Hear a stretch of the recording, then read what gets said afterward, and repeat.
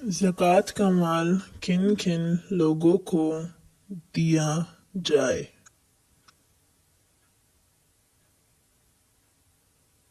جن لوگوں کو عشر و زکوٰۃ کا مال دینا جائز ہے وہ یہ لوگ ہیں۔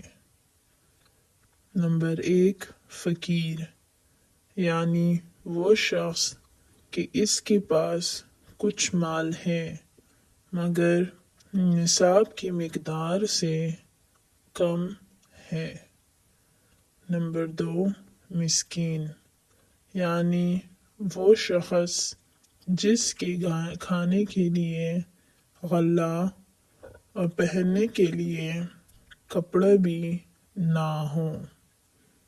نمبر 3، قرض دار، یعنی وہ شخص کہ جس کے ذمے قرض ہو اور اس کے پاس قرض سے فاضل کوئی مال بقدر نصاب نہ ہو۔ نمبر 4، مسافر، جس کے پاس سفر کی حالت میں مال نہ رہا ہو، اس کو بقدر ضرورت زکوٰۃ کا مال دینا جائز ہے۔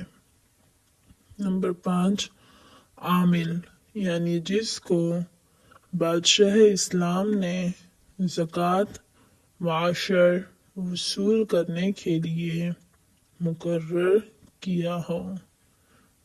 نمبر 6، مکاتب غلام، تاکہ وہ مال دے کر آزاد ہو جائے۔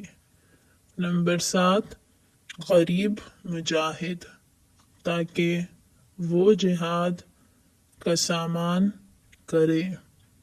عالمگیری،